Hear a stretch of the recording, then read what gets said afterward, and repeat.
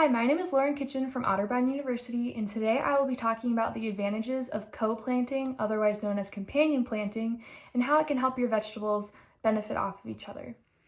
A few of the benefits of co-planting include saving space. This is because, as I will talk about in a little bit, some of your plants can benefit off of each other by growing up them or growing under them. Definitely mixing tall plants with short plants is really helpful in order to save space.